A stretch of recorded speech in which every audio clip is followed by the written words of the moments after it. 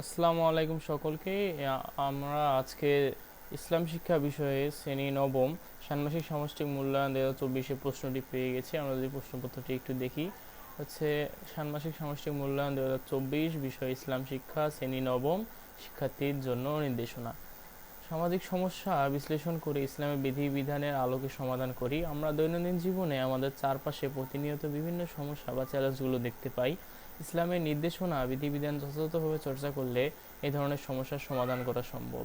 তুমি যে এলাকায় বা অঞ্চলে বসবাস করো, সে এলাকার বিভিন্ন সামাজিক সমস্যার সমাধানে ইসলামের বিধিবিধানগুলো বিশ্লেষণ করবে। আমরা দেখতে পাচ্ছি কাজ 1, সমস্যা বা চ্যালেঞ্জ অনুসন্ধান।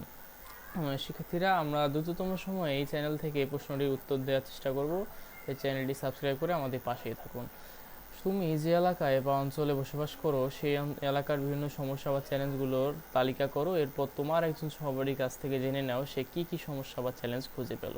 নমুনা ছক: আমি যা খুঁজে পেলাম, প্রথম বন্ধু যা খুঁজে পেল। এখানে তোমাদের উল্লেখ করতে হবে এভাবে তোমরা দুইজন, এটা হচ্ছে পেয়ার ওয়ার্ক, পেয়ার আকারে এটা করবে। এরপর রয়েছে সমাধানযোগ্য সমস্যা নির্বাচন ও পরিকল্পনা প্রণয়ন, কাজ 2।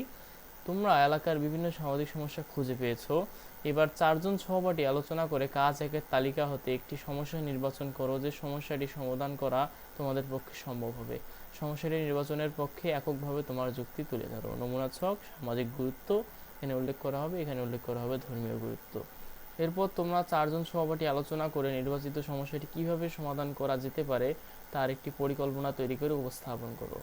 এটা পরিকল্পনা এইভাবে হবে: নির্বাচিত সমস্যা বা চ্যালেঞ্জের নাম, সমস্যা বা চ্যালেঞ্জটি সমাধানের উদ্দেশ্য, সময়, কার কার সহায়তা প্রয়োজন, দায়িত্ব বন্টন, ইসলামের বিধিবিধান ও নির্দেশনা চর্চা বা প্রয়োগ এবং নৈতিক ও মানবিক। এভাবে ক্লোন দিয়ে তোমরা উল্লেখ করবে। এবার রয়েছে প্রতিবেদন লিখি। তোমার বিদ্যালয় বা এলাকার একটি ইতিবাচক উদ্যোগ চিহ্নিত করো। ইসলামের নির্দেশনা, বিধিবিধান ও রীতিনীতি ইত্যাদির আলোকে ইতিবাচক উদ্যোগটির স্বরূপ, উদ্যোগ গ্রহণের কারণ ও ফলাফল বিশ্লেষণ করে একটি প্রতিবেদন লেখো। এবং সবশেষে রয়েছে কাজ 4, ইসলামের বিধিবিধান দৈনন্দিন জীবনে অনুশীলন করি। তুমি যে সামাজিক সমস্যা বিশ্লেষণ করেছো, তোমার এলাকার বিভিন্ন সামাজিক সমস্যা চিহ্নিত, সমাধানযোগ্য সমস্যা নির্বাচন করো এবং সমাধানের পরিকল্পনা ইত্যাদি কাজগুলো তোমরা করেছো। ইসলামের বিধিবিধানের আলোকে তার সমাধান করার জন্য এখন তোমার দৈনন্দিন জীবনে কোন কোন ক্ষেত্রে পরিবর্তন প্রয়োজন চিহ্নিত করে কিভাবে অনুসরণ করবে তা এ ধাপে তোমাকে উল্লেখ করতে হবে। এই ছিল আমাদের ভিডিওর বিষয়বস্তু। তোমরা আমাদের পাশে থাকো যেন আমরা দ্রুততম সময়ে প্রশ্নটির উত্তর তোমাদেরকে জানাতে পারি। আমাদের পাশে থাকার জন্য অত্যন্ত ধন্যবাদ। আসসালামু আলাইকুম।